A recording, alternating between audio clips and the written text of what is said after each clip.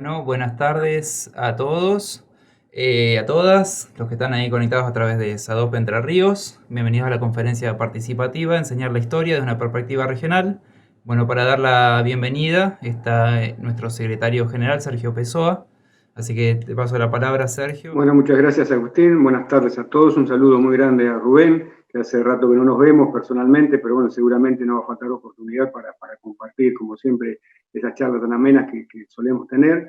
Y bueno, un saludo para todos los componentes a las charlas participativas. Realmente, cuando Agustín y Paola me hablaban de esto que iban a hacer hoy, yo le digo, mirá, me gustaría hacer la introducción, porque realmente estamos en un momento en el cual es necesario resaltar la historia y no olvidar lo que hicieron por ahí esos prohombres como Artigas hace 200 años atrás. Realmente hoy es un día muy especial, nosotros estamos en una medida quejándonos, haciendo un apagón virtual con todos nuestros compañeros docentes, por lo que consideramos un avasallamiento, un nuevo avasallamiento a nuestro derecho en lo que respecta a esta ley que ha salido, y en pleno alerta por todo lo que va a venir ahora seguramente después del corte de las vacaciones de julio, cuando todo el mundo, o por lo menos se intente retornar y los docentes estemos nuevamente corriendo los riesgos que si bien estamos acostumbrados a correr, obviamente nos van a poner seguramente en una situación que nadie quiere tener y que nadie quiere pasar. Por eso desde el sindicato mandarle un saludo muy grande a todas nuestras compañeras, a todos nuestros compañeros y simplemente decirles que aprovechar la oportunidad para decirles que vamos a estar ahí, que vamos a estar defendiendo a todas nuestras compañeras y compañeros para que ese retorno a clases, si es que se produce en algún momento en la provincia, nuestros compañeros y nuestras compañeras tengan la seguridad de que sean las mejores condiciones posibles. Yo les mando un abrazo muy grande, un saludo muy afectuoso y bueno, como siempre, cariño inmenso a todos nuestros compañeros y un abrazo nuevamente, Rubén. Gracias por estar, gracias por tu participación y bueno, por supuesto que es siempre un gusto escucharte. Un abrazo grande y un saludo para todos. Gracias. Bueno, ahora sí, estamos con Paola, con Rubén. Buenas tardes. Hola, Les voy hola, buenas a... tardes. Buenas tardes. Voy a hacer una pequeña introducción para que todos sepan un poquito con quién estamos compartiendo el espacio hoy. La charla, la conferencia de hoy, participativa, así que pueden ir después pensando algunas preguntas para hacerla a Rubén o a Paola. eh, Aborda reflexiones acerca de la enseñanza con perspectiva regional, desde una visión comprensiva de los procesos históricos y culturales. Está centrada en la línea del pensamiento nacional latinoamericano, pensar la historia desde acá en vez de desde allá. Un allá que a nivel americano es pensada desde Europa y otro allá que a nivel de nuestro país implica ver los procesos históricos con una visión centrada en la capital, con los prejuicios del puerto metropolitano.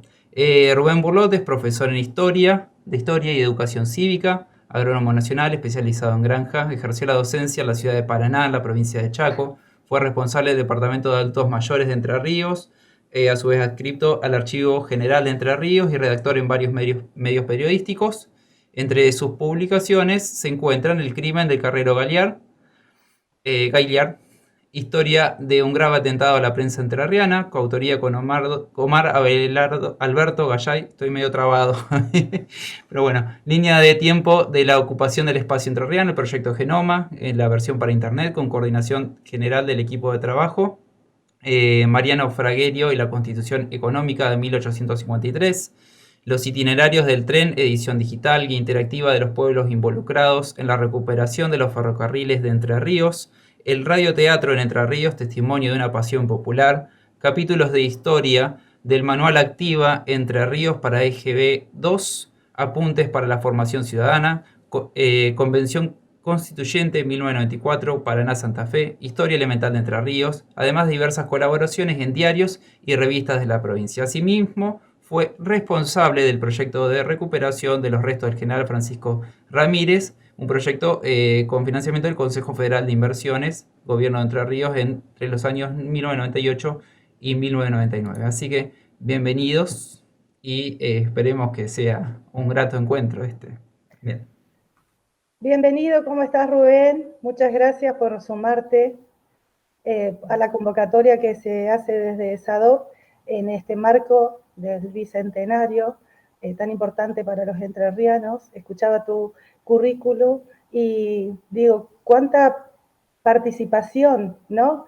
En realidad nosotros, los docentes, estamos acostumbrados generalmente, cuando hablamos de la enseñanza, del contenido, ¿no? Del contenido histórico, pero por ahí, a la hora de abordar cuestiones que tengan que ver con la producción de ese material histórico, de tu participación como adscrito en el Archivo General de Entre Ríos, la construcción de lo que es la línea de tiempo de la historia entrerriana, del genoma, de los manuales. Qué importante abordar desde el lugar, desde donde se escribe esa historia, quiénes escriben esa historia, que es la que perdura los libros de texto. El encuentro que tuvimos con Rubén fue en ocasión de un congreso artiguista en donde habíamos presentado un trabajo, abordaje desde el estudio de la historia en clave regional, y una temática que abordarla siempre despierta, como decimos, los mismos intereses. Creo que somos y estamos siempre en ocasión de revisarnos, de reflexionar, de dialogar y repensar nuestras prácticas, pero también va más allá con otro compromiso, que es el del trabajo en eso de lo que es la construcción de la identidad, nuestra identidad. Y por ahí nos sucede que tanto los planes de estudios, los libros de texto, al sistema mismo de educación, abordamos lo lejano, en pos de lo que no de nuestro contexto más próximo, y que por ahí no aparece como un espacio construido ni desde el profesorado, más allá de que luego de la reforma y en la cual se fue incluido como contenidos o como efeméride, que también hay otro tema, que a veces el efeméride que va más allá de el contenido histórico, que simplemente uno piensa que enseña historia porque están las efemérides, que están en el calendario, en este calendario en el cual todos, de todo el ciclo lectivo, todos los ciclos, revisamos y repasamos desde el nivel inicial hasta, bueno, el primario, el secundario y el nivel superior, pero como una cierta, algo alegórico que sabemos que tenemos que repasar en ciertas fechas, siempre del mismo modo y listo. Y por ahí va quedando esto. Qué interesante abordarlo y qué interesante que contar con tu presencia, querido Rubén. Así que me gustaría que empecemos a ver qué pasa con la historia que estamos enseñando y con la que estamos aprendiendo. ¿Qué estamos dejando? ¿Qué fuimos dejando y qué estamos a tiempo de ir incorporando? Bueno, muy buenas tardes, muchas gracias por las consideraciones y es un placer estar en esta reunión para charlar sobre esta cuestión tan importante para los entrerrianos y para toda la región, que tiene que ver con la enseñanza de la historia y de las ciencias sociales, que es un reclamo permanente de que se profundice un poco más el aprendizaje, la enseñanza y el aprendizaje desde lo regional, como dice el eslogan de este encuentro. Yo comienzo con una reflexión escrita por nuestro gran Citarrosa, que decía: no hay cosa más sin apuro que un pueblo haciendo su historia. Por eso siempre estamos a tiempo, no tenemos apuro. Sabemos que el camino es largo y por ahí es escabroso y sinuoso, pero siempre estamos a tiempo, porque a medida que vamos marchando vamos haciendo caminos, ¿eh? Se hace camino al andar, como decía el otro poeta. Así que yo creo que estos encuentros son importantes para empezar a pensar cómo enseñamos historia desde una perspectiva regional. Pensamos que es importante enseñar historia, enseñar geografía, enseñar literatura, desde lo más cercano, para identificarnos y comprometernos con el objeto que nosotros estamos estudiando, para conocer lo nuestro y de esa manera reconocernos. Por eso digo, es importante enseñar desde nuestro entorno, desde nuestra realidad, desde aquí y no desde allá. porque tal vez por ahí se plantea, sí, vamos a dar historia, vamos a hablar de geografía, pero estamos utilizando por ahí materiales que han sido elaborados, pensados, escritos desde otro lugar. Nos suele ocurrir que muchas veces, más que nada en los manuales de la escuela primaria, encontramos suplementos del área sociales escritos en un escritorio en Buenos Aires para las provincias, ¿no? Es decir, recuerdo, y no sé si sigue habiendo en la educación primaria, los manuales de ciencias sociales con el suplemento... el suplemento Estrada. Estrada, Puerto de Palos, a mí me tocó escribir, por suerte nos convocaron a gente de la provincia a escribir sobre historia de Entre Ríos y geografía de Entre Ríos en una edición de Puerto de Palos, del manual de primaria, pero en general son escritos desde Buenos Aires, tal vez tomando apuntes o algunos libros o escribiéndolo directamente desde allá, y decir, estamos estudiando nuestra historia regional, lo poco que se desarrolla, pero no escrito desde acá, desde nuestra realidad y desde nuestro concepto de lo que es escribir historia regional. Por eso también nosotros tenemos que posarnos no solamente como observadores de los procesos históricos, sino como protagonistas, porque nosotros somos protagonistas de esta historia. Nosotros digo no como individuos, sino como sociedad, como comunidad. ¿Por qué? Porque nosotros no somos el presente, nosotros somos lo que trasciende, lo que va transcurriendo a través del tiempo. Somos suma de tiempo, sumas de pasado hacia el presente. Como comunidad, como sociedad, somos eso. Entonces nosotros para identificarnos, para tener nuestra propia identidad, necesitamos conocernos y conocer nuestra historia.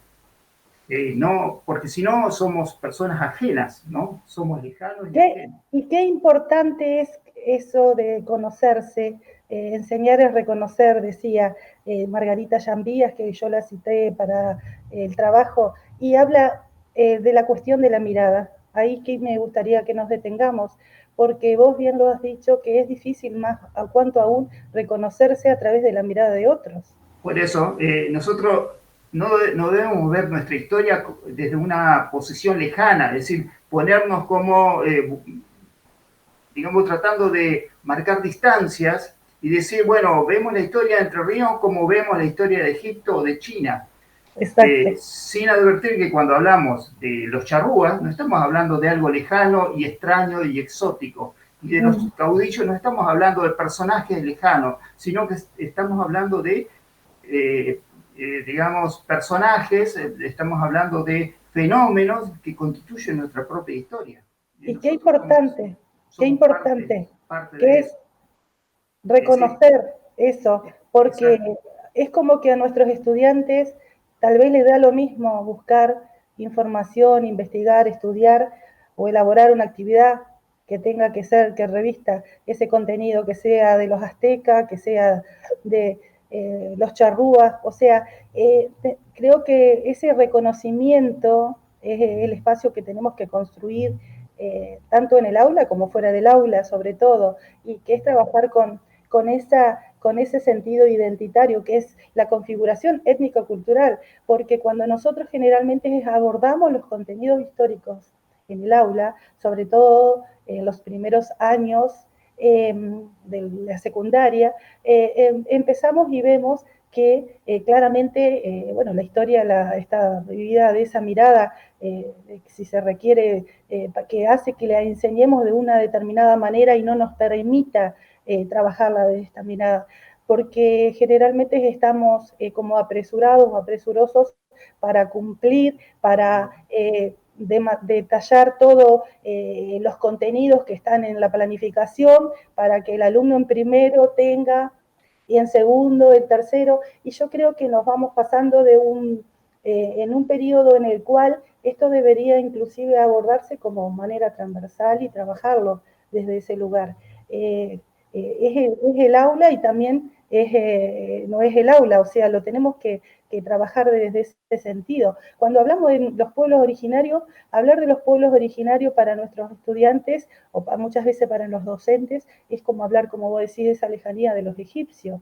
Y muchas veces tenemos que trabajarlo y abordarlo como nuestros antepasados.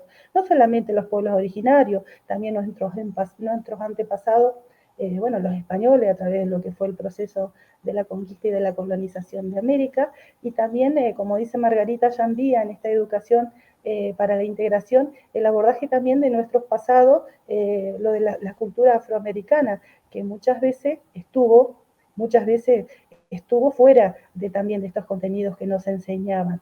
Porque hoy hablar de una educación más integral, que aborde todos los enfoques, que también aborde todas las dimensiones, aborde también a todos los aspectos, no solamente el político. Nosotros estamos formados desde los profesorados y seguimos formando también desde esa otra mirada, como bien vos decías, que tiene un tanto de eurocentrismo, de esa cultura ajena, y por ahí nos faltan herramientas o elementos para poder hacer esa construcción desde nuestra propia mirada. ¿Es así?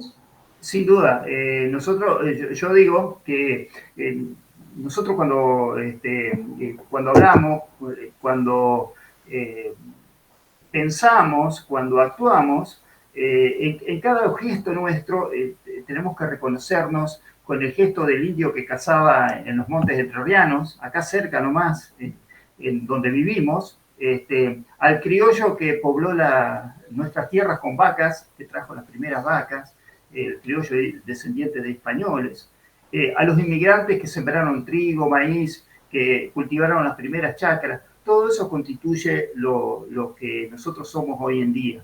El mismo descendiente de esclavos que también laboró la tierra, que trabajó para un patrón y después se liberó y forma parte de nuestra comunidad hoy, en cada palabra, en cada gesto, en nuestra lengua castellana tan rica que se ha enriquecido con todos estos lenguajes autóctonos y que sin darnos cuenta hablamos de gurí, hablamos del mate y estamos hablando en lenguajes indígenas que se incorporaron naturalmente a nuestro lenguaje.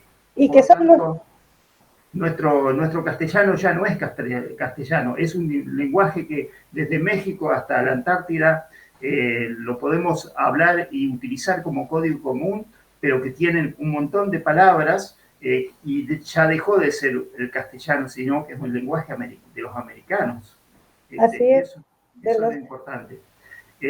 Por eso, como decía Arturo Jauretche, este gran pensador nacional, él decía que tal vez en nuestras escuelas se aprende mucho en biología o en otras áreas, mucho de aves y plantas exóticas, pero cuando un alumno sale del aula y si va ahí al lado, al campo, o sale a la vereda, se encuentra con un espinillo, con un chañar, se encuentra con un carpincho, y eso no lo vio en el aula, lo ve afuera. Por eso es importante que nuestra historia y nuestra geografía y nuestra literatura y nuestra biología esté referida a nuestro entorno, porque podemos aprender exactamente igual lo que es un estambre de una planta exótica que una planta que está ahí al lado y que no solamente la vamos a observar en los libros o en un video, sino que la podemos observar en vivo. Exacto. Ese es el mayor desafío de los que enseñamos y los que investigamos y trabajamos en el área de las ciencias sociales. Sobre todo cuando hablabas del espinillo y cuántos elementos identitarios, ¿no? Que se me vienen ahora, bueno, sin ir más lejos, tenemos que pensar también de alguna manera en cómo vamos a recrearles a nuestros estudiantes. Cuando hablo de nuestros estudiantes, nosotros con Agustín y somos profesores de superior, pero también pensar en los docentes que trabajan en el secundario y también, ¿por qué no?, los que están en el primario y en el nivel inicial, y en todos los niveles, obviamente, que es de alguna manera aproximarse a recrear el ambiente social y ese ambiente natural. Por ahí, en el desarrollo de otras ciencias es más fácil, como vos bien decís, pero dada la complejidad para abordar la realidad social, dada las características que tiene esta, se hace mucho más difícil, cuanto no más aún enseñarla y más aprenderla.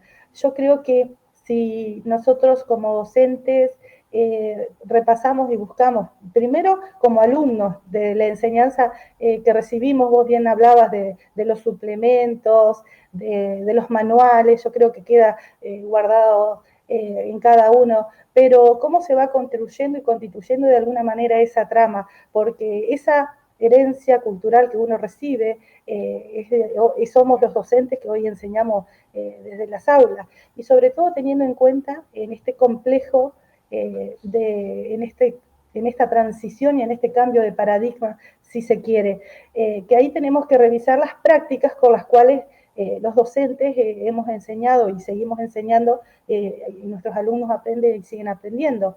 Tal vez desde un lugar en donde las clases tienden a ser expositivas, el profesor de historia generalmente es el profesor que desde la clase tradicionalista y de modo verticalista busca exponer sobre un tema, y luego los estudiantes a modo de investigación van a tratar de buscar datos para, o a través algunos otros a través de algunas preguntas problematizadoras, trabajan en el aula como trabajaría el cientificista de la sociedad o el investigador histórico, buscando datos de esa realidad, cotejándolas para diseñando hipótesis y demás. De algún modo también en ese cambio de paradigma y de la enseñanza en la que nosotros hemos venido dialogando en estas webinars, atravesados, mediados por las tecnologías y demás, también pensar ese rol del profesor de historia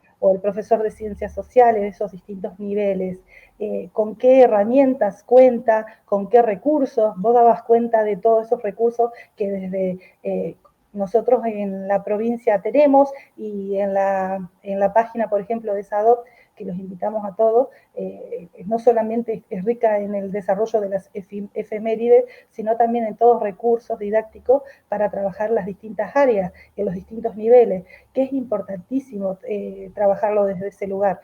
No, ni hablar en esta situación de aislamiento social y de pandemia que nos encontramos, y en la que hoy resultarían hasta otras las preguntas problematizadoras, porque estamos trabajando con la realidad misma de que hoy hablábamos.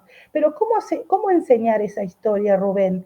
¿Cómo enseñar? ¿Cómo acercar a nuestros jóvenes? ¿Cómo hacer que se sientan partícipes, protagonistas?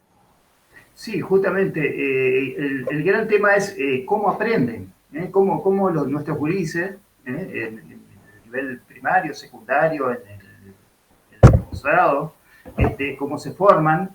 Y creo que más allá de los manuales, más allá de que nosotros debemos producir nuestra propia historia desde nuestra perspectiva, vos recién decías que los docentes en el aula por ahí quedan embretados un poco en la tarea de enseñar y en la tarea de hacer las planificaciones y en la tarea de evaluar, y que nunca se sientan un poco a pensar, a repensar y a producir conocimiento histórico, en este caso histórico, o conocimiento en todas sus áreas, en investigar y producir para la enseñanza, es decir, lo que nosotros hablamos de la historia que se enseña, la historia enseñada, producir lo que nosotros necesitamos para enseñar, pero además de esta cuestión que es producir material escrito, material de videos o de otro tipo de material que nos permite actualmente la tecnología, debemos también, creo,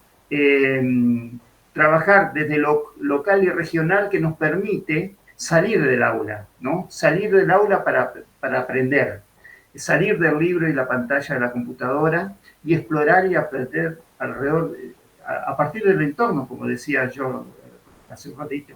Es decir, el Chañar, por ejemplo, el Espinillo, el Sauce, es un libro abierto para estudiar biología, ¿no? El arroyo donde Ramírez combatió a los porteños en la batalla de Santa Bárbara también es un lugar donde los chicos pueden aprender historia en forma mucho más vivencial que aprenderlo leyéndolo en un libro. Hay un hermoso video que hicieron chicos de una escuela de Maciá, en donde investigan sobre la batalla de las Huachas, en donde se enfrentan Ramírez con Artigas. Y bueno, el video más o menos empieza con los chicos investigando en la biblioteca, en los libros, y cuando empiezan a leer se dan cuenta y dicen, pero si esa batalla fue acá al lado, acá a pocos kilómetros de acá, de Maciá, en Las Huachas, es un pueblito, es una localidad, ¿por qué no vamos a Las Huachas a ver dónde ocurrió la batalla? Y efectivamente se fueron al lugar, filmaron el lugar, el arroyo donde se había producido la batalla, e hicieron un video con una recreación muy buena, muy interesante, y vivenciaron el mismo sitio que ellos, leyéndolo en los libros, no se daban cuenta que los hechos ocurrieron ahí al lado. Entonces, qué importante es estudiar esta historia local, regional, saliendo un poco del aula. Saliendo del aula, por ejemplo, para explicar la geografía con las lomadas y las barrancas de nuestra propia geografía.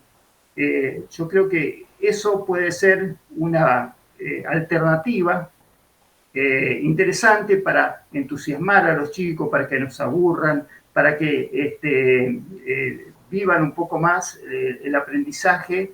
Y yo decía, por ejemplo, ¿por qué en las escuelas no hay en todas las escuelas una huerta? ¿No? Una huerta que permite al chico ver nacer a la planta, crecer las verduras y experimentar en biología cómo se producen los alimentos que nosotros consumimos todos los días. Todo eso yo creo que es importante plantearlo para dar un poco de vuelta, darle una vuelta al aprendizaje. Otra cuestión, por ejemplo, que en las ciudades, en los pueblos, los nombres de las calles, los nombres de las plazas, de los lugares, no nos dicen mucho. Y muchas veces no se tiene noción de por qué una calle o por qué hay tantas calles en un pueblo que se llaman Mitre, Alvear o Sarmiento.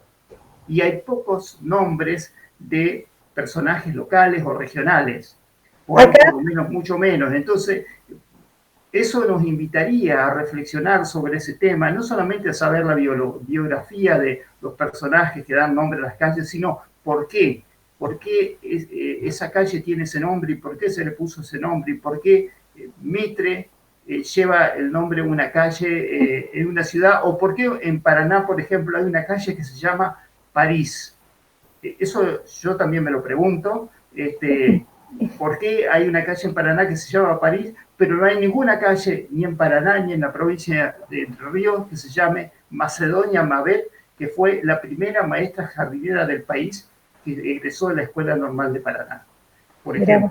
Esas son las reflexiones que nos, digamos, producirían... La configuración o la construcción de ese sentido identitario. Sí, que nos dé sentido al aprendizaje, digamos, para debatir el tema, para reflexionarlo y para precisamente aprender. Mira, acá están comentando, como estamos transmitiendo en vivo, y es una conferencia participativa, vamos a darle voz a los que están del otro lado. El compañero que es de Concordia, Daniel Chávez, y profesor también de historia, hace justamente mención que, bueno, de las calles principales de nuestras ciudades siempre están los nombres de Buenos Aires, Mitre, Rivadavia, Roca, Avellaneda, etcétera, etcétera. Y luego Paola Pols dice que hace referencia a lo que vos comentaste de ese colegio de Maciá, que fue fruto del trabajo del colegio de José María Paz, el trabajo con los chicos de las Huachas, dice. Bueno, excelente enseñar historia desde el mismo escenario del hecho, pero ¿qué pasa, dice, cuando el sistema al que no te permite explorar?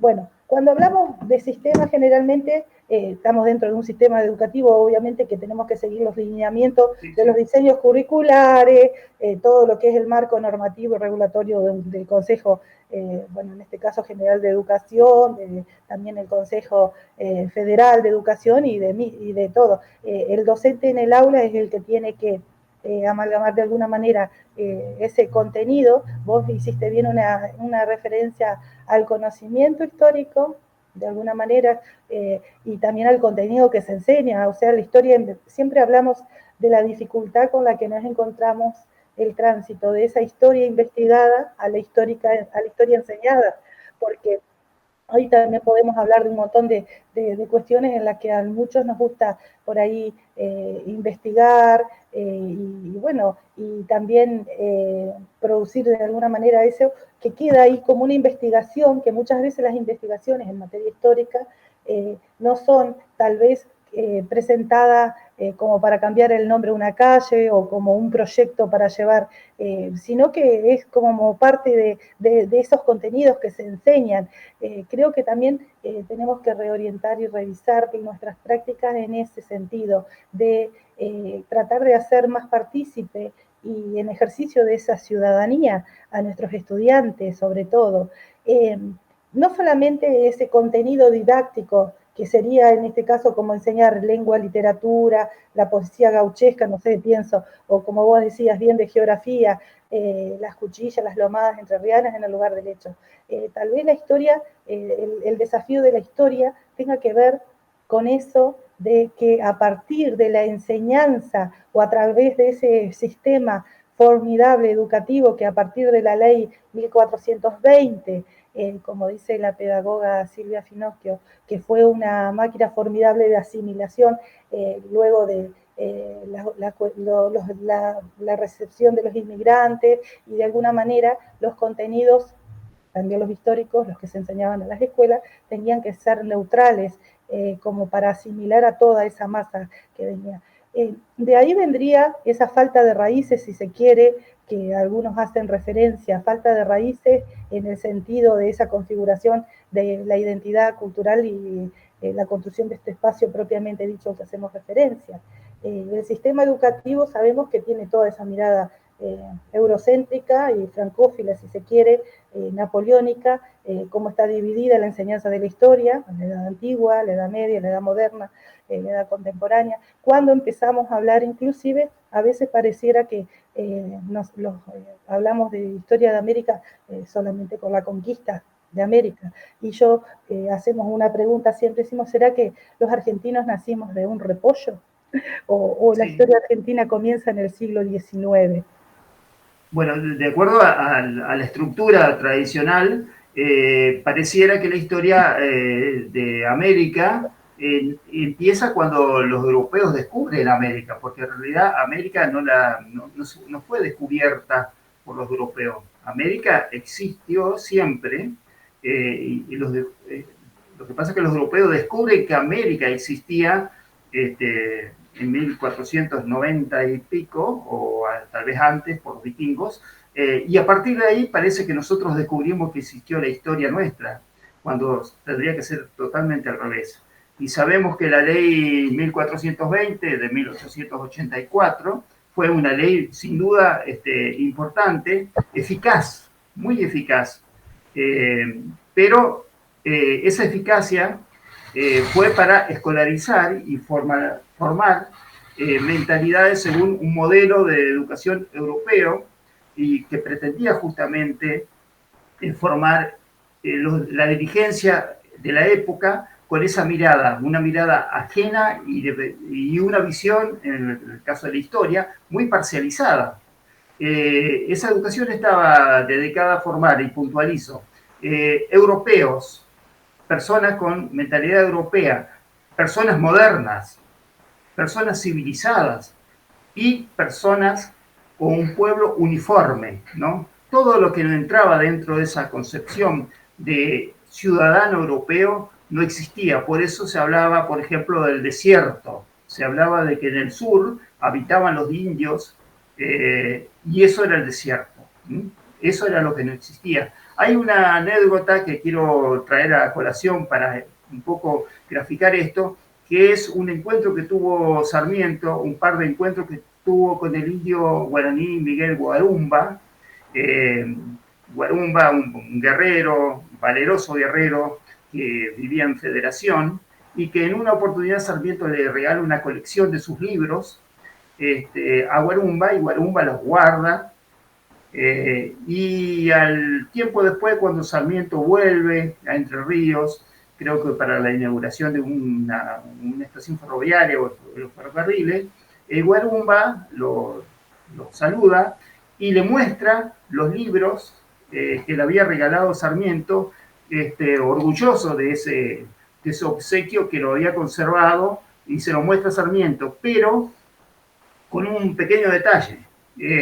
Como los libros no entraban dentro de la cena que tenía Guarumba, los había recortado para que todos encajen en el lugar, porque los libros tenían distintos formatos. Entonces, Sarmiento, cuando ve eso, le parece una barbaridad, sale a los gritos, lo acusa de bárbaro, de ignorante, etcétera, etcétera, por haber recortado los libros porque no encajaban a la cena. Y bueno, los hombres civilizados, como Sarmiento mismo, hacían lo mismo con la sociedad, pretendían hacer lo mismo con la educación, recortar, y todo lo que no encajaba dentro de ese modelo era el desierto, eran los indios, eran los gauchos salvajes, esos quedaban afuera de la civilización. Es decir, y eso era el sistema de la ley 1420. Es decir, una ley muy eficaz que escolarizó miles de argentinos, que incorporó o integró la inmigración, pero con esas grandes falencias, que fue una ley eficaz también para perdurar durante 100 años, y por eso hoy en día cuesta tanto darle un poco una vuelta de tuerca a esta cuestión y cambiar un poco la mentalidad. Bueno, después de 100 años se intentó hacer cambios, pero fueron de fracaso en fracaso en realidad. ¿Por qué? Porque se convocó en la década del 80 un congreso pedagógico que no dio resultados positivos. Después se sancionó una ley, que es la Ley Federal de Educación, que fue realmente un fiasco, que desarticuló el sistema educativo. Y luego, bueno, volvimos a otra ley, la del 2006 creo que es la ley que recupera el secundario, la educación técnica, pero seguimos, digamos, a mitad de camino. Es decir, que a partir de la modificación de los contenidos, bueno, justamente nosotros en este momento de contexto de pandemia también, ayer no, antes de ayer se hizo la modificación de la ley 26.000, la de educación, en el contexto de pandemia, que tiene que ver con esta virtualización, es decir, que estamos en un momento justamente de revisión y de cambio de paradigma, y es en el que tenemos que todos, de alguna manera, comprometernos, reconocernos, para animarnos a abandonar por ahí a lo que venimos acostumbrados, porque yo siempre digo que los docentes en esta situación, creo que a la hora de volver a la nueva normalidad, vamos a tener un montón de cosas en cuenta. Mucho se dice que no vamos a volver a ser los que éramos antes, y bueno, tal vez esté sembrada esa semilla, y de eso se trate de salir al encuentro de otra manera. Viste que todo esto puso en el tapete o sobre la mesa muchas cuestiones. Creo que revisarnos en estas que serían las causas más profundas, si se quiere, y espirituales, tal vez también dentro de lo que se quiere la entrerrianidad, como nosotros llamamos. También es un año que es el bicentenario vos sos parte de la comisión de Pancho Ramírez, es el bicentenario de la batalla de Cepeda, es el bicentenario del Tratado del Pilar, es el bicentenario de la creación, va a ser ahora en septiembre, el 29, de la creación de la República de Entre Ríos. Sí, precisamente esto, digamos, me mueve una reflexión esta cuestión también, porque hablando de cómo enseñar y qué enseñar y digamos, en qué marco, yo también pienso que los diseños o los planes de estudio, los diseños curriculares muchas veces no permiten, y más allá de la buena voluntad de muchos docentes que trabajan para hacer cambios, insertar nuevos contenidos, y en este caso contenidos regionales, es complejo insertar esos parches dentro de los planes de estudio, de los planes de las asignaturas, de los espacios curriculares, porque un poco quedamos fuera de foco cuando insertamos un tema y que después no se pueden compatibilizar en forma completa en el aula. Yo creo que es importante trabajar sobre los diseños curriculares. No digo uniformar, pero sí trabajar para que haya más espacios para insertar los contenidos regionales, porque justamente en estos últimos tiempos hubo todo un movimiento para reivindicar figuras históricas, para hacer cambios en la visión de los hechos históricos. Desde el 2015, cuando se cumplió el bicentenario del Congreso de Oriente, hubo todo un movimiento de reivindicación de Artigas, del artiguismo, hubo muchos trabajos que se hicieron, mucha propaganda, pero no quedó inserto dentro de los diseños curriculares, los planes de estudio, trabajar con esa figura, lo mismo con el caso de Güemes, y ahora ocurre lo mismo con el caso de Francisco Ramírez y los bicentenarios, ¿no? Como vos dijiste, el año que viene también el bicentenario de la muerte de Ramírez, pero si no lo incorporamos formalmente al aula y a los planes de estudio, esto queda con buenas intenciones, queda como una especie de efemérides que cada tanto se recuerda, pero fuera de contexto, sin incorporarlo dentro de un plan y de una visión histórica que no es solamente mencionar el nombre o hacer un acto y recordar a esta personalidad, a las personalidades. Además que tenemos que tener en cuenta que la historia no la hacen los hombres individuales, sino que la hacen los pueblos. Entonces esos hombres, esas personas que nosotros recordamos, son parte o fenómenos que surgen a partir de lo que los pueblos avalan o apoyan, ¿no? Detrás de cada persona, detrás de cada caudillo había un pueblo. Entonces, nosotros no podemos hablar de la persona fuera del contexto, fuera de la geografía, fuera del tiempo en que actuaron. Y todo eso no se soluciona en un acto o en una charla circunstancial, sino que tiene que estar incorporada dentro de un plan de estudio. Por eso los planes de estudio tienen que modificarse, tienen que incorporar estos contenidos, y creo que hay que dar un cambio, un giro importante en este sentido.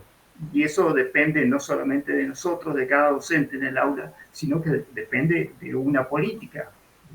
Además, también pasa que los contenidos en las ciencias sociales o la historia pareciera que fueran contenidos inconexos, que no le podemos dar si se quiere, para los alumnos en mayo está la Revolución de Mayo, pero no lo entienden, no lo aprenden o no lo enseñamos dentro del mismo proceso de lo que luego va a ser la efeméride en julio.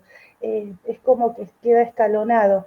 Y también ni hablar de que la enseñanza de la historia, y si entramos ahora a hablar de la gesta de la independencia o de la gesta de la emancipación, que estamos, el 29 de junio de 1815 fue la declaración de la independencia de la Liga de los Pueblos Libres, acá, como vos bien decías, en el Congreso de Oriente, en Barcina, ciudad de Concepción del Uruguay, en nuestro territorio, una declaración de independencia por esas personas que vos decías que actuaron en un momento determinado, que la historia la hacen no solamente los hombres y mujeres en carácter individual, estamos acostumbrados a por ahí a enseñar con cierta reminiscencia de esa historia heroica, la historia individualista o hasta esa historia agiográfica de los grandes hombres. Sí, sí.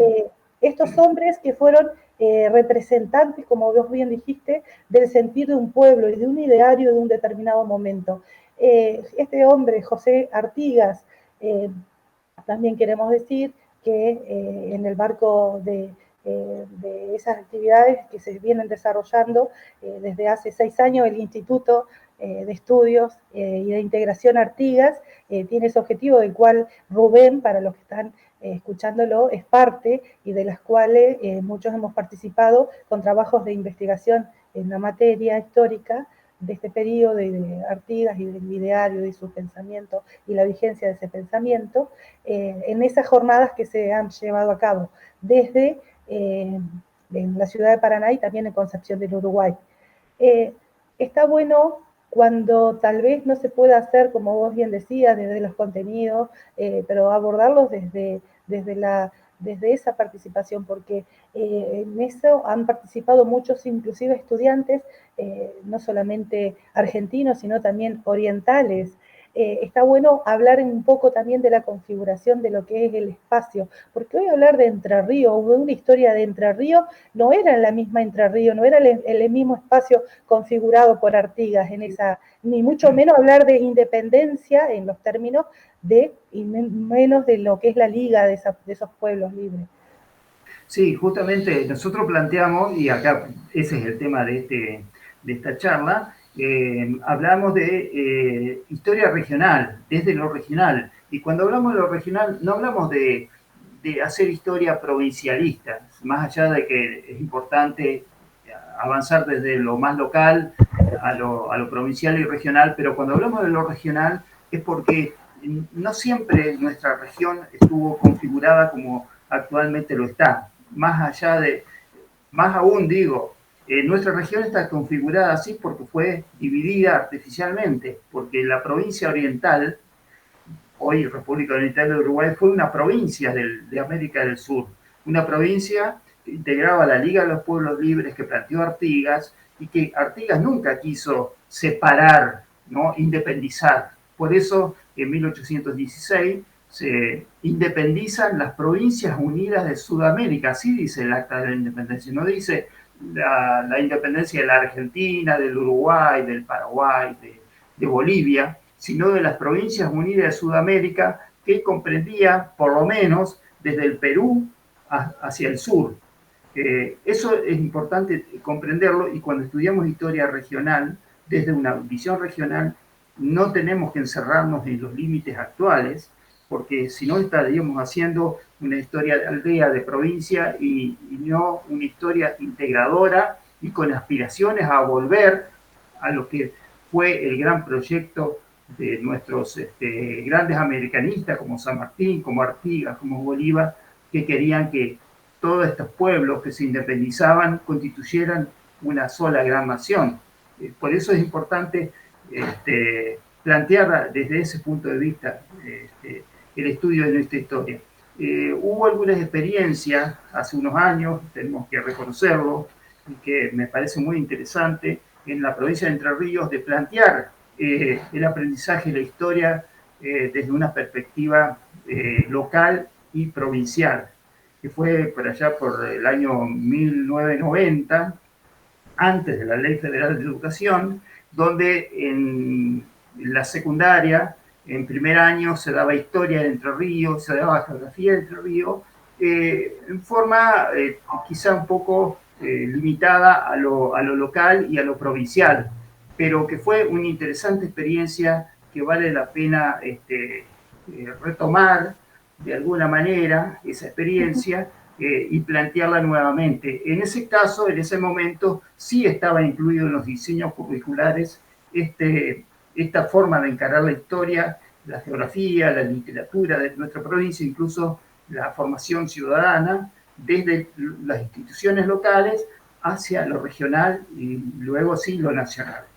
Creo que esa experiencia, y yo muestro acá un trabajo que me tocó realizar junto a otros compañeros sobre contenidos o manuales o libros de texto que tenían que ver con esta historia que se enseñaba en la escuela. Por eso se produjeron estos materiales, porque justamente en los diseños curriculares se quedaba plasmado esa forma de aprendizaje.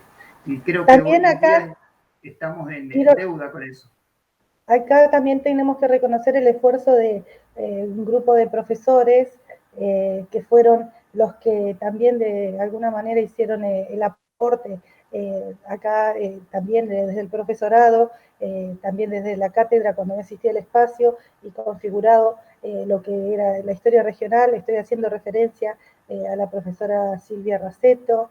Ahora hay muchos estudiantes que están hoy, que son estudiantes de historia regional y que están con la profe Evangelina, pero si nosotros hacemos hasta Carlitos también ahí que escribe, Carlitos de Chazarreta, que es compañero de nosotros dentro del sindicato, él también participó, no sé si en los años 90, también junto con otros profesores de historia y geografía, y en lo que fue acá los cuadernos también de Gualeguaychú, y todo ese esfuerzo, también se me vienen en la mente algunos otros profesores, la Elisa Fernández, que fueron profesoras Sí. Nuestros, y que también hicieron producción en cuanto al material didáctico, que es importantísimo. Nosotros también tenemos, te cuento, acá en Gualeguaychú, la historia compilada de la historia de Gualeguaychú, desde la fundación, desde 1783, también con compañeros que están hoy desde el profesorado de historia acá del CE Sapien, la profesora Adelia Ramos de Reynoso, profesor y compañero también Alejandro Guinera, entre otros, que hay muchos docentes y profesores que, más allá de la situación que nos toca en esta convergencia, en donde el docente tiene que trabajar todo el día, en varios niveles, en varios turnos, en varios horarios, y que por ahí se pierde un poco el tiempo para dedicar a investigar, a historizar y a propiciar y a producir estos materiales. Es muy difícil. Muchos se dedican luego como seguramente sería tu caso, cuando se jubilan y tienen ese tiempo extra, porque la vorágine del día a día y el cumplir con todo lo que se requiere, por ahí nos hace que los docentes tengamos que estar abocados solo en enseñanza, no porque nos guste, sino porque es la forma de trabajo, de cumplimentar ese trabajo. Pero mucho se ha hablado de esa vocación sobre todo en los profesorados de historia. Yo estuve acompañando la implementación de los nuevos diseños curriculares en la provincia, y en muchos institutos de profesorado pasaba eso, que falta producción, ¿no? Y por ahí nos pasa eso. ¿Qué es lo que queda, lo que perdura los libros de texto y lo que enseña? Es difícil enseñarnos y empezar a reconocernos desde ese lugar cuando pasa eso. Bueno, Rubén, y hablando un Perdón, poco... Pau, Sí, hay un montón de preguntas sí, que me ¿cómo? gustaría por ahí Verdad. repasar, porque la verdad es Bueno, que la gente está muy conectada sí, hoy. Carlos, Hay gente que nos acompaña de Costa Rica, de Uruguay, de Montevideo, de Uruguay porque puso Uruguay, Corrientes, perdón, Costa Rica no, República Dominicana. Y después hay muchos compañeros que están haciendo muchos aportes, bueno, sobre todo con el tema de lo de las calles, que dice, bueno, que bueno, la actividad, las calles principales de nuestras ciudades siempre tienen nombres de como orientadas hacia Buenos Aires. Eh, Después, bueno, Carlos también Echazarreta que propuso acá también como esto de pensar y enseñar desde el lugar donde ocurrieron los hechos, la historia, la geografía, que también es él acompañando es un poco a lo que venías diciendo el Rubén. mentor del Claro. aula. Bueno, Flavio Ruiz dice a las universidades hay algunos profesores que están instando a estudiantes de la licenciatura en historia a rever la historia desde una perspectiva local en la educación, ver la localización de donde se sirve para enseñar la historia secundaria. Sara Maricel, Mentasti, felicitaciones, profe Rubén. Sara Mentasti también es otra compañera claro. del instituto, y a su vez también quien nos ha convocado a trabajar sobre indagar los contenidos que se enseñan en la historia. Le mandamos un saludo afectuoso.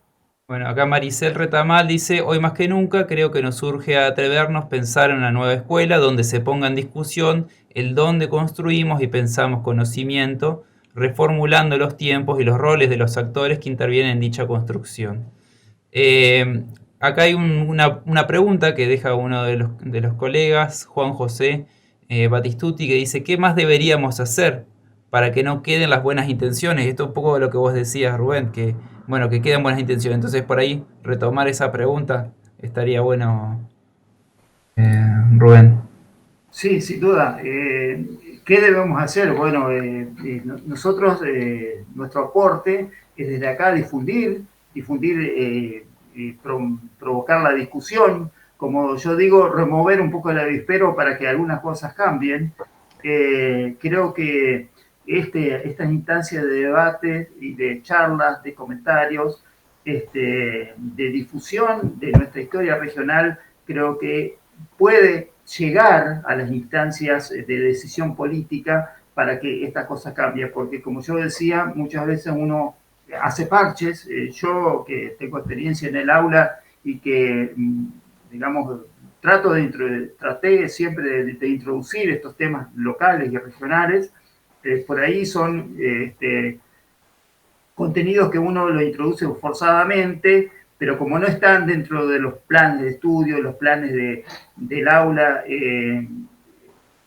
resultan un poco extemporáneos, y necesitan que se sistematicen, ¿no? Que se sistematicen dentro de los programas de estudio, que no es difícil de hacer. Es decir, la Ley Nacional de Educación es una ley marco muy amplia que permite que las provincias, en uso de sus autonomías, incorporen todos estos contenidos regionales desde otra perspectiva. Simplemente hay que tener voluntad de hacerlo. Y creo que nosotros como docentes y quienes están discutiendo estas temáticas, cuando llegan a alguna instancia de decisión política, debieran plantearlo. Por ahí uno siente, uno discute con los colegas, en las aulas, en las escuelas, en los congresos, estas temáticas, y después cuando llegan a algunas instancias un poco que se olvidan, o no tienen la posibilidad, el poder, digamos, de plantear estas cuestiones. Por eso yo insistía, y como vos decías, Paola, que hay mucho material producido, mucha historia investigada. Entre Ríos es, digamos, uno va con una pala, levanta un terrón de tierra y ahí aparece un historiador. Entonces, hay mucho material que no se conoce, no se utiliza, y que mucha la riqueza de material histórico que se puede aprovechar siempre y cuando sepamos incorporarlo a los contenidos. Creo que falta un poco de voluntad política para incorporar estos contenidos y que lleguen a la escuela, que lleguen al aula. Por supuesto, digo, no solamente debe llegar el material escrito, debe llegar el material, digamos, envasado, sino que debe llegar también otra metodología de aprendizaje de la historia, como yo decía, salir un poco del aula y aprovechar el entorno para aprender. Pero para eso justamente necesitamos algunos cambios en los planes educativos para que se permita que lo regional y lo local esté incorporado plenamente en los, digamos, en el desarrollo de los contenidos. Por eso digo, si en biología nosotros plantamos en la escuela una huerta y después vamos con los alumnos y estudiamos la biología en la huerta, va a ser mucho más fructífero que aprendernos de los libros. Y de la misma manera, si planteamos estudiar una historia más local y regional, vamos a tener los lugares donde podemos ir a ver y aprender historia, dar una clase en el medio de la plaza donde se produjo un acontecimiento. Bueno, ¿no? en esa línea acá se vienen realizando, y sé que en Paraná también, los recorridos históricos. Sí, también sí, en ese sentido y en el esfuerzo que también son estudiantes y colegas, fueron estudiantes, alumnas mías, seguramente están ahora Noelia, Camila y Micaela, que les mando un saludo, que ellas fueron y son las que están llevando a cabo los recorridos históricos. Y como vos decís, desde la plaza, desde el puerto, desde el lugar, que no solamente, bueno, atraviesan a todos estos recorridos, van durante la época determinada, yo creo que tienen una agenda más que completa, van recorriendo todo con alumnos de diferentes ciclos, de diferentes grados, y también por los museos. Un poco que también ahí habría que hablar, y ahí puede participar Agustín, que tiene una mirada también de lo cultural, lo que ha significado y lo que significó un poco el tema del museo. Para, bueno, vos desde el lugar de archivista, el museo también como espacio de construcción, y ese museo también en el lugar donde también se puede vincular al aula. Por ahí tal vez en esos espacios se hace más difícil también de abordar con los niños cuando son más chicos y demás en la primaria, pero que ha habido, con el tema de la responsabilidad y lo que implica salir un docente con 30 alumnos y llevarlo a un lugar, pero también en ese sentido hacer una historia más vivencial. Acá, por ejemplo, nosotros trabajábamos también con el tema de los museos y la cuestión de los pueblos originales, como vos bien decías, los que habían habitado en este suelo y los que tal vez no tenían que ir muy lejos para hacer una excavación arqueológica y encontrar resabios de esa cultura. Sí, sin duda. No sé si le daba la palabra a Agustín.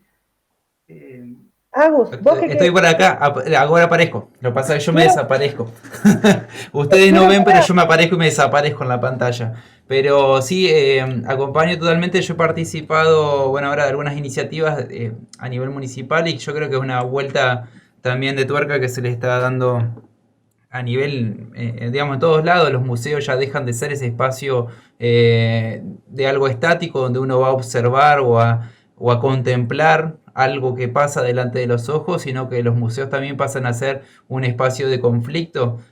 Nosotros acá tenemos, por ejemplo, el Museo del Carnaval, que por ahí no tiene que ver estrictamente con el tema de hoy, pero sí es a través de una expresión cultural popular que nos atraviesa todo, nos permite también ver todos los procesos históricos, lo mismo pensar la historia del frigorífico, o sea, como a veces tomando un hito desde la producción o desde la cultura, también nos permite explorar un montón de otras cuestiones de la historia, y los museos han dejado un poco de ser esos espacios estáticos para ser un espacio de conflicto justamente, y eso me parece súper rico, porque justamente ahí es donde se produce conocimiento, son espacios de intercambio. O sea, la gente que viene con su propia historia, con la historia de su barrio, con la historia de su familia, a ponerla en conflicto también con la historia popular.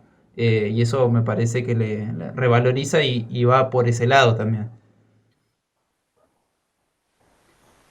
Sin duda que los lugares, los museos en un sentido muy, muy amplio, porque yo digo que, por ejemplo, el archivo material de los pueblos son los cementerios, donde muchas construcciones, edificaciones, estilos que por ahí se destruyen en las ciudades o que se transforman y se modifican, sí se conservan de alguna manera en los cementerios.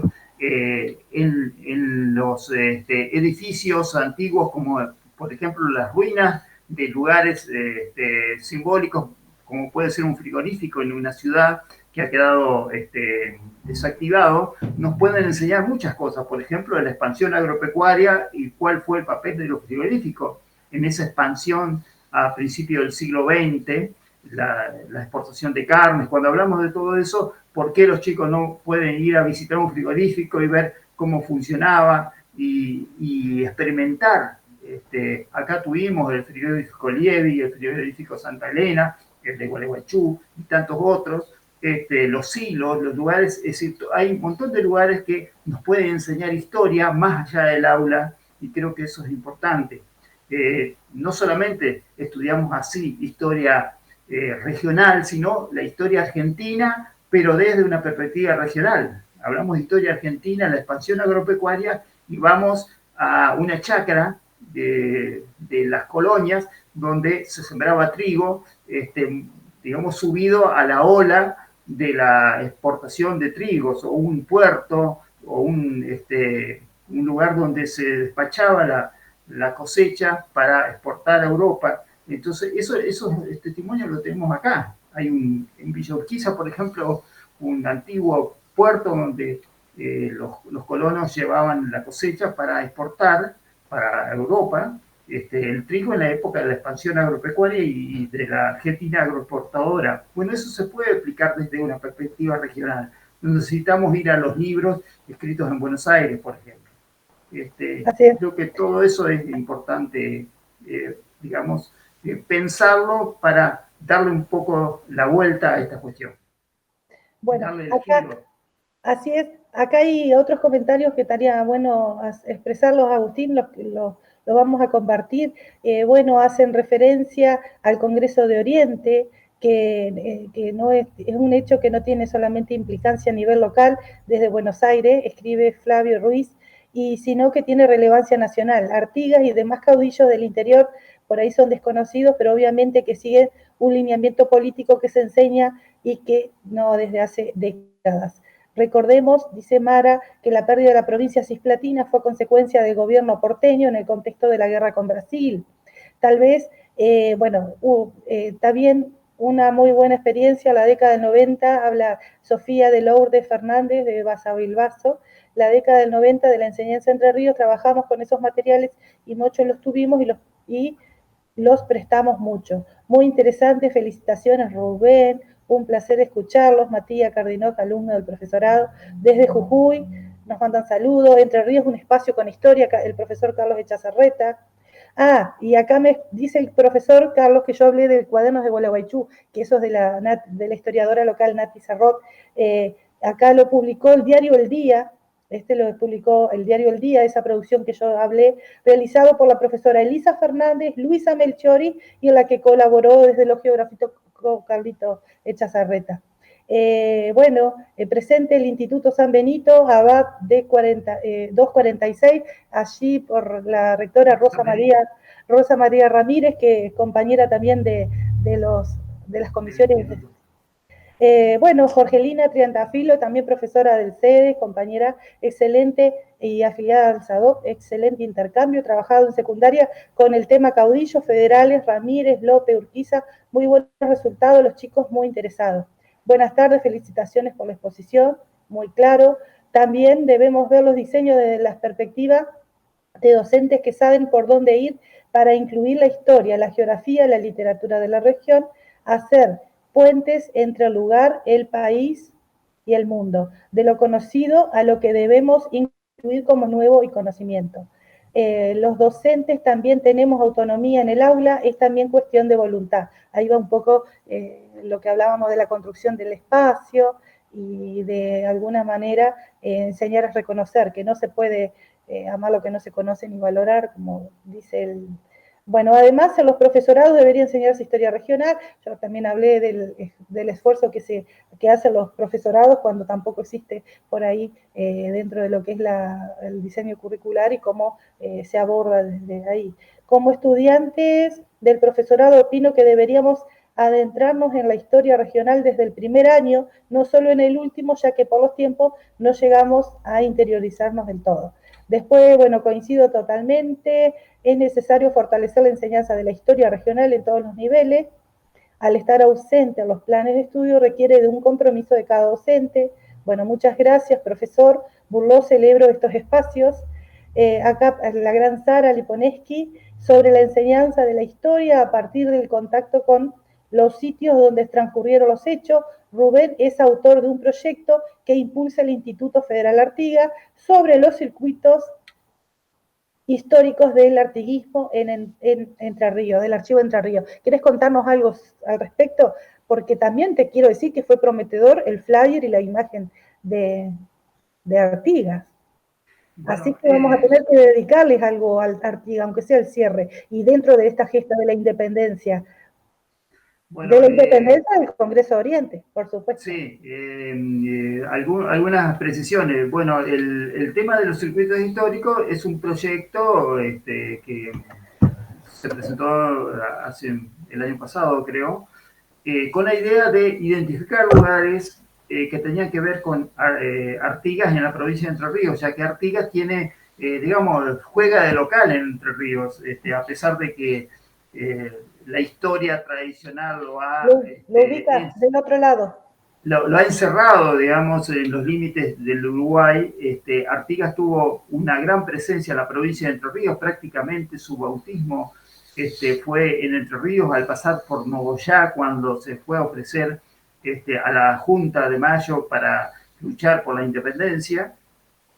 Sus hijos, sus familiares, su esposa estuvo viviendo en Concordia. La estancia Santa Ana, la actual localidad de Santa Ana, que ahora ha requerido una fama por el coronavirus, fue la estancia que administró uno de los hijos de Artigas, Santiago Artigas, y cuya esposa se llamaba Ana, por eso se llama Santa Ana. Es decir, tuvo una gran presencia del artiguismo en la provincia de Entre Ríos, Tanto es así que nuestra bandera provincial es la bandera que enarboló Ramírez, que enarbolaron los caudillos en todas las provincias de la Liga de los Pueblos Libres, la bandera con la franja roja atravesada.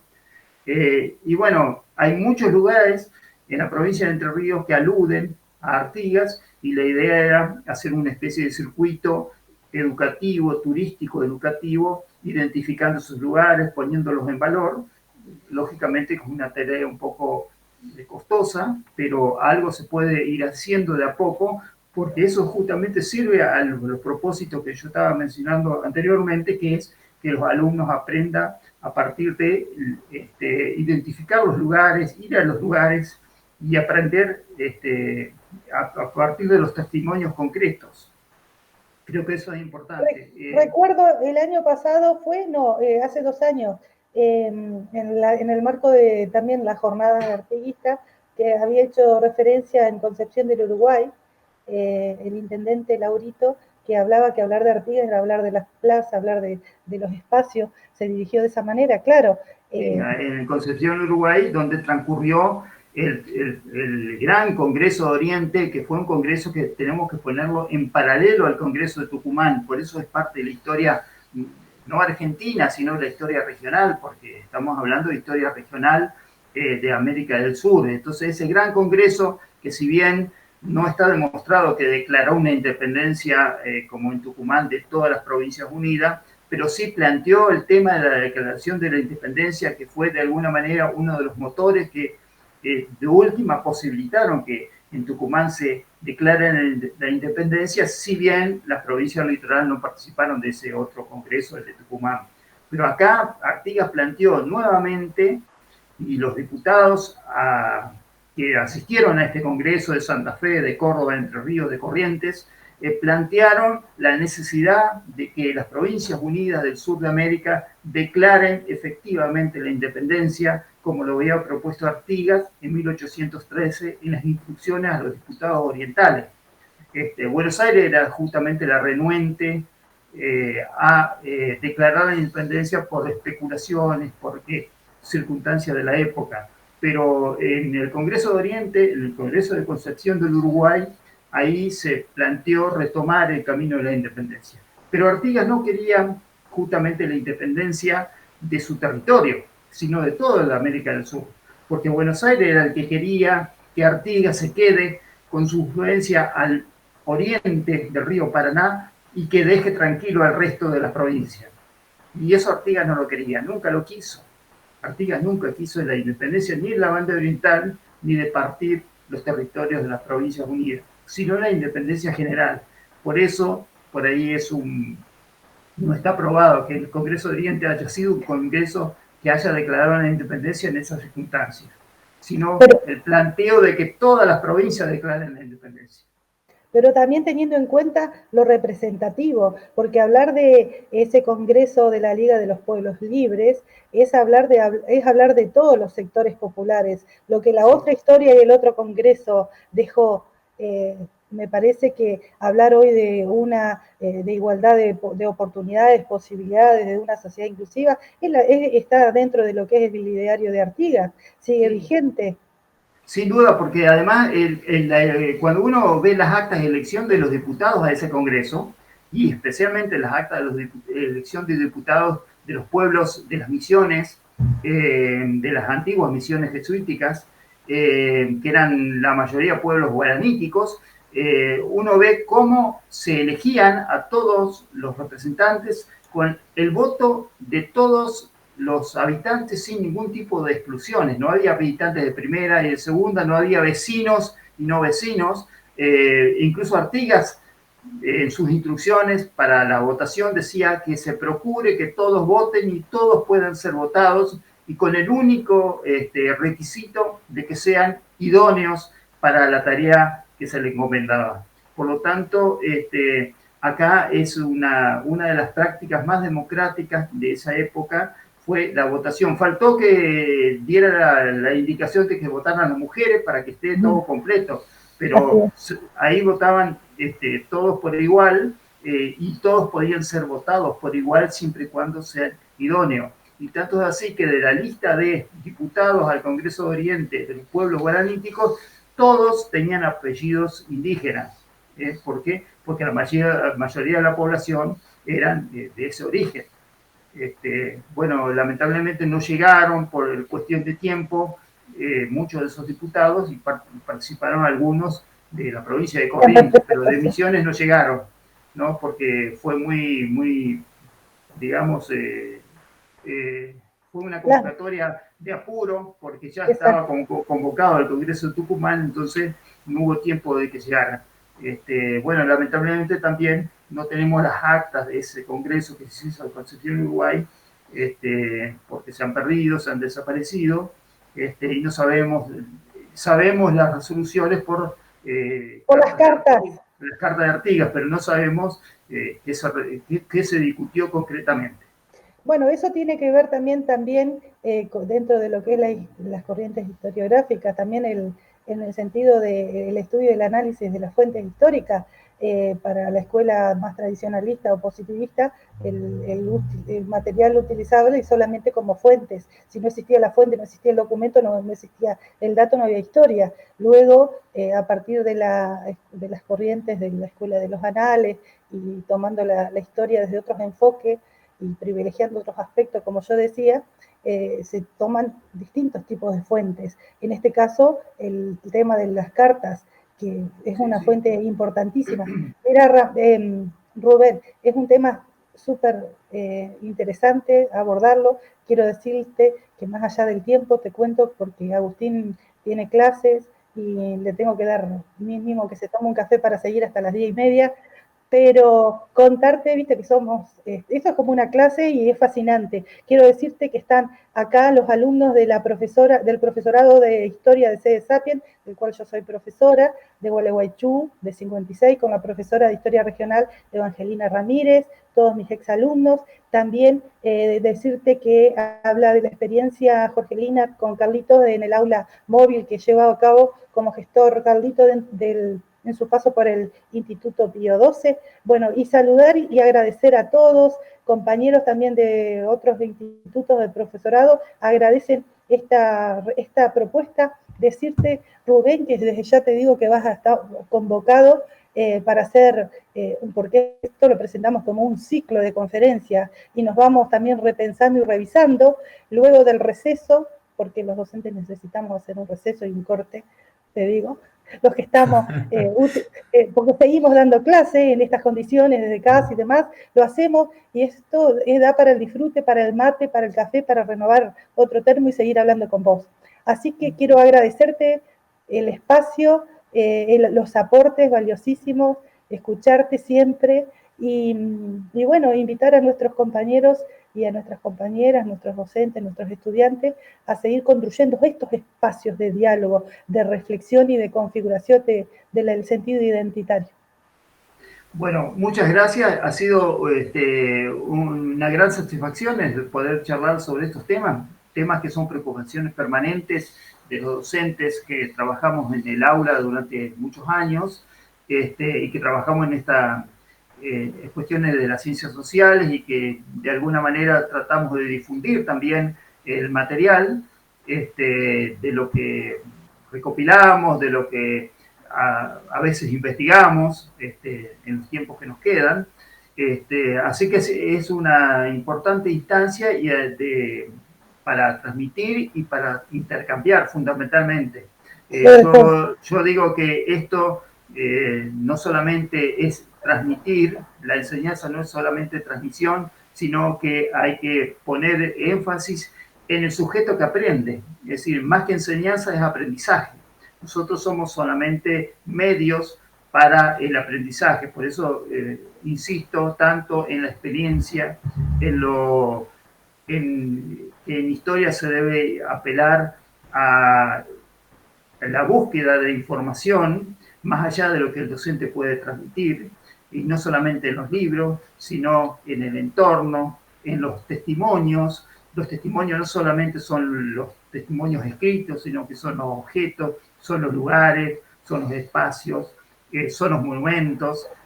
Por eso, como vos decías, la historia no solamente debe basarse en documentos oficiales, que generalmente son mentirosos, sino en otro tipo de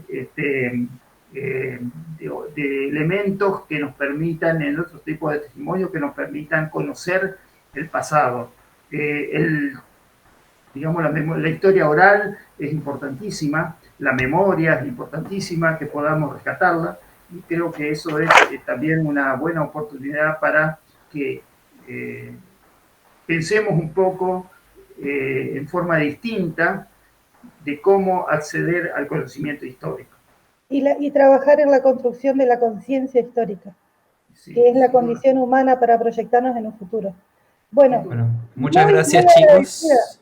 Gracias, muchas gracias por este viernes tan nutrido. También a toda la gente que participó, por supuesto, dejando sus comentarios. Después, Rubén, te invitamos en todo caso a responder, si querés, en los comentarios que quedaron ahí un poquito abajo.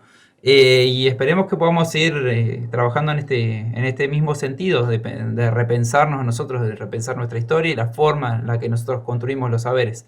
En estas semanas, hora de vacaciones, obviamente vamos a hacer un receso de este espacio de los viernes, pero continuamos después con el regreso con otras propuestas, así que a todos los que están ahí enganchados los invitamos también por ahí a proponer las temáticas de lo que les interesa para poder seguir trabajando en ese sentido. Bueno, gracias. Muchísimas chicos, gracias. Y buen fin de semana.